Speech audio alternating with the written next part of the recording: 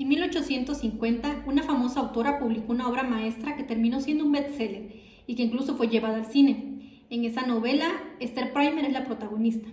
Es acusada de adulterio y condenada a llevar una letra A de adulterio como símbolo de vergüenza. Tiene que desfilar por todo el pueblo con la letra A roja escarlata y se le expuso a varias horas a la burla, a la humillación de la gente.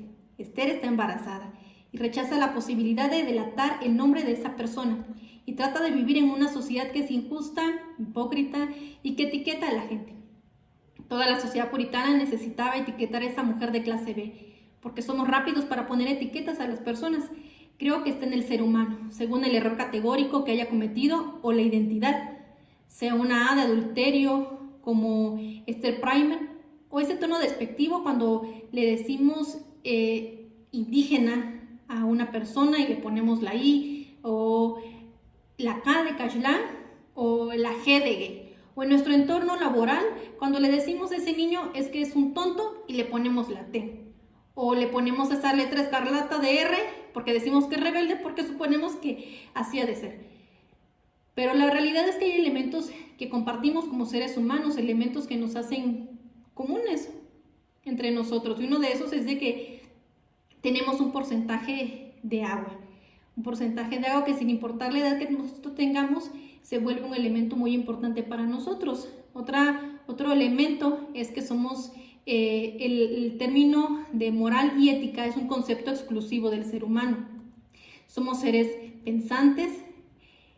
Además, otro elemento muy importante es que la palabra hombre viene del término humus, que significa tierra. Son elementos que nos hacen mantener características comunes entre los seres humanos.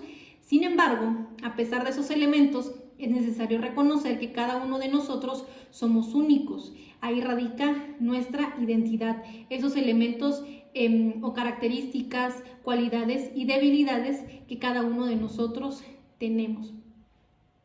En ese aspecto, en este orden de ideas, es entonces importante entender que esas identidades emergen de un contexto o de un entorno. Y hacer referencia al término contexto es amplio, es aludir a un lugar, a una sociedad, a una persona.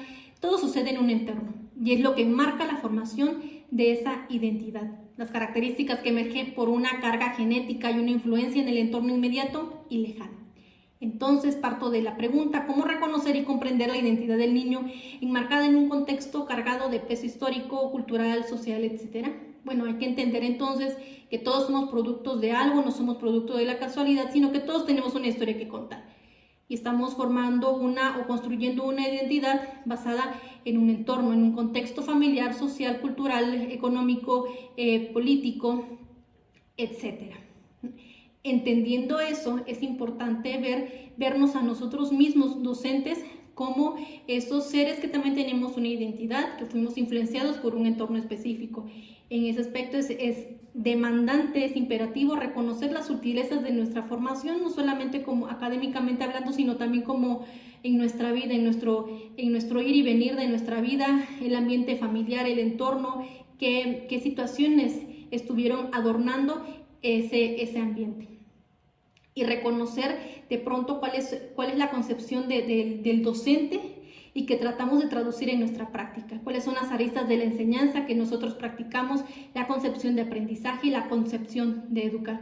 Y en esa identidad que nosotros tenemos, es importante entonces continuar con esa deconstrucción, no solamente de nuestra persona con una identidad y con un contexto, sino también una deconstrucción de los niños. Ellos también tienen un entorno que al final se vuelve nuestro, es mío el entorno de los niños, que de pronto, de entrada, pareciera resultar un tanto chocante o escandaloso, pero la realidad es que detrás de esa escena hay detrás de cada conducta hay una historia, ¿no?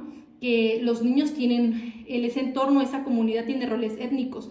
Los niños llegan con ese peso cultural también, que se traduce en conductas, en prioridades, etcétera. Conocimientos que ellos tienen, que acuña la misma comunidad y que los distingue, una lengua, una vestimenta, tradiciones. Y en ese proceso de deconstrucción volvemos a caer en cuenta que nos estamos reconstruyendo todos los actores educativos, todos los sujetos que intervienen en y para el niño. Es una reconstrucción en donde nos afectamos mutuamente, cada uno de nosotros, en donde caemos en cuenta que llegamos a la escuela con motivaciones, con emociones y con estados de ánimo. Yo creo que fue uno de los elementos que más me hizo eco en esta UCA, cómo nos presentamos a la escuela. Vemos el contenedor, pero pocas veces queremos pasar desapercibido qué es lo que contiene ese contenedor, y no solamente los niños, sino su entorno también. Tratando de dar respuestas a la pregunta que al principio planteé, es entonces un elemento que llega al contexto del niño es el programa, es lo que el niño de pronto aprende. Y tienen ciertas premisas, ¿no? Uno de esos es comprender y construir sobre la singularidad, atender al desarrollo desde la dimensión sociocognitiva con un impulso en sus emociones. ¿Y por qué decimos entonces que está un tanto descontextualizado?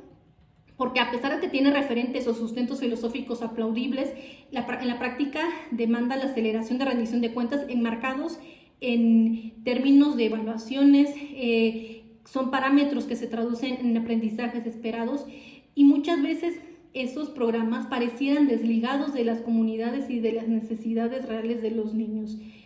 A manera de tipificarlo o representarlo, pareciera que tienen diferentes ritmos de aprendizaje pues cada comunidad, ¿no? Y esto no es una especie de crítica reflexión nada más, sino me lleva a una alteración en mí misma para tratar de influir en el entorno en el que yo me encuentro.